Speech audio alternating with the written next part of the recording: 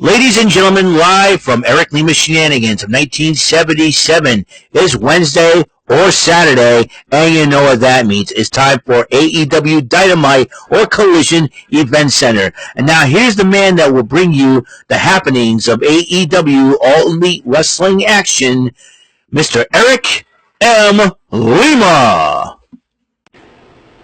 Thank you very much, Mr. Announcer, sir. Well, hello there, everyone. Welcome to yet another episode of Eric Lima Shenanigans of 1977, episode 2493. We are 7 episodes away from 2,500 episodes. I'm going to try to make it this weekend to do it the end of this month. It's the goal, 2,500 episodes, and I am happy about. I'll be happy about that, and that's a huge deal. 2,500 episodes. Of all the 3 YouTube channels I have made, this happens to be the most improved one. Very, very happy. Very, very happy about it. And despite everything that's happened to me online this month alone, I'm very happy how my channel has progressed. 417 subscribers. I'm only 83 subs away from 500. Let's see if we can make that happen by the end of the year. If not, well, I'd make it by my birthday next year or something. I don't know. We're going to have some fun. We're going to be talking about a little bit of AEW Dynamite, Fallout from Forbidden Door, and this particular episode of Dynamite takes place in the 2300 Arena in Philadelphia. That's right. And I think the next couple of weeks, it will take place in Philly, the ECW Arena. And it seems to me there's a rabid crowd, as always. I mean, ECW Arena, as of late, has been used by all organizations. In fact, I think could the ECW Arena bring everybody together? Imagine that, you know? But we shall see what happens. FTR with Stokely Hathaway, the grumpy-faced version of Kevin Hart and Charles Barkley. If you think about it, Stokely Hathaway looks like if Kevin Hart and Charles Barkley's DNA got mixed up in a freak science lab, and out came Stokely Hathaway. So FTR, so the referee was in the ring. I thought the referee was about to get ready for a matchup. And so they called Paul Turner over. I said, how long have you been doing this? 27 years. He goes, do you realize, that you're an idiot? And they insulted him. They found out his wife was there. They had a kid and everything else. And so they were disrespecting and harassing Paul Turner. They wanted to reverse the decision. Idiots. Here's the deal, FTR. You're a couple of idiots. You don't know how triple threat matches work. Okay? You're pinned the wrong man. I would have told him, do you idiots know how a triple threat match works? And besides, the tag champions were attacked by Ricochet and GOA. Okay? They took them out of the equation. It was just between Brodito and FTR. So FTR wants to be crybabies once again. And I'm telling you, Dax Harwood and Cash Wheeler shut up. And you didn't get that yapping moron you got there. Stokely Hathaway, that grumpy little elf you got there. Yeah, little ghetto elf you got there.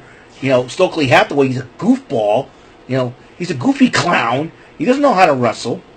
And so, and get out of the ring. So they're telling him, they're telling him shut the F up and all that good stuff. And then they're picking on Paul Turner. I thought they were going to attack him. They attacked him. It's going to cost. They're going to be suspended. They ain't going to get no tag team title shot at this rate they're going right now. And so, but before they did anything to Paul Turner, here comes Adam Copeland. Adam Copeland comes up and he goes, like, where's Christian Cage? Right? He's calling for Christian Cage. Christian Cage sneaks in from the back, behind them, hits Stokely with his kill switch move. I'm like, good. And then all of a sudden, Christian Cage says, listen, Adam helped me with my family problem. I'm going to help him with his FTR problem. And so, and he goes, I heard you got a father, and you got a father. I was like, oh no. He's like, and Adam Copeland's like, no, don't. And then the fans like, no, let him do it. Guys are sickos. Okay, here you go. And them bitches are dead.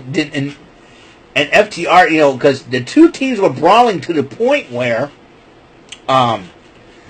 And two teams were brawling to the point where security and referees tried to separate these two guys. And then Christian Cage did the dead father thing. Here comes FTR's popping off. And so, and he goes, you know what? And Adam Copeland says, you know what? Set in stone, all out Toronto, September the 20th. It will be CNC versus FTR.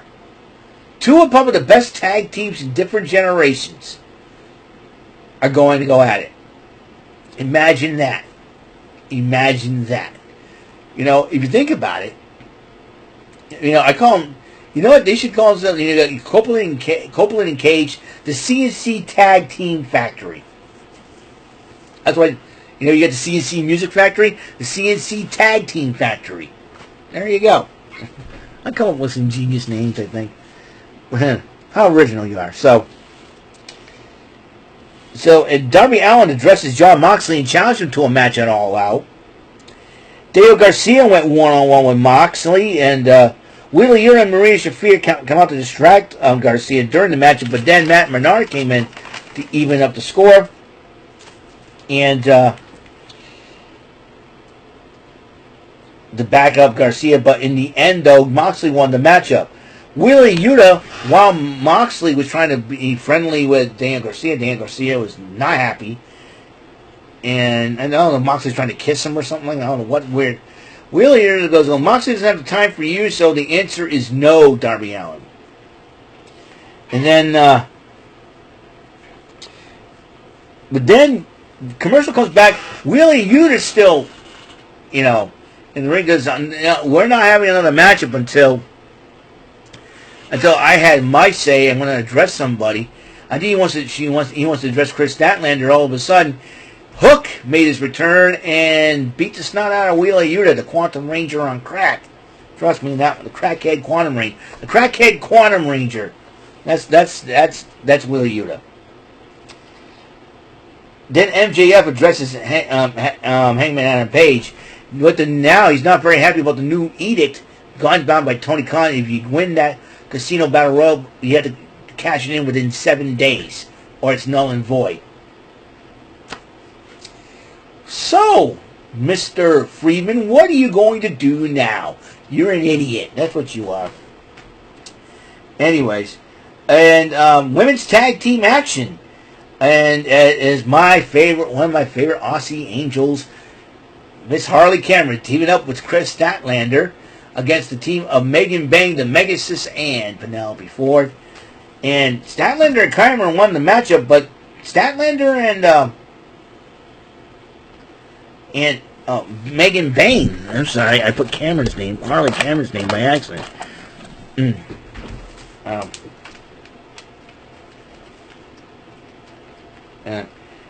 And Megan Bang. Well, Nightingale tries to help out in the situation, but it's still like there is some tension in between Nightingale and Statlander. But Harley Cameron loves both ladies, pats them on the back and all that, and gives them a hug. So we'll see if Harley Cameron can put the two ladies together. That'll be something. Renee Paquette interviewed Mercedes Moné, celebrating 9 belt victories, despite the fact she did walk out with the TBS title. And then she goes, Ultimo Dragon had 10 belts, but she wants to smash that record. And then Renee Paquette brought the name up Alex Windsor, and got to the point where Mercedes Moné's trying to invoke Will Ospreay, her significant Alex Windsor's significant other, to provoke Alex Windsor. She didn't come out, but he goes, when I get done with Alex Windsor, she'll be in the same hospital as her husband. I'm like, oh boy. So then Mark Briscoe addresses the Philly crowd and introduces his new son, Mac Briscoe. So congratulations to Mark Briscoe on the birth of his son. All right. And then he addresses MJF and Kyle Fletcher. And it seems like now, it says for next week, he's challenged Kyle Fletcher for the TNT title. That'd be interesting how that situation is going to go down. And Don Callis Award comes out to introduce the Don Callis family.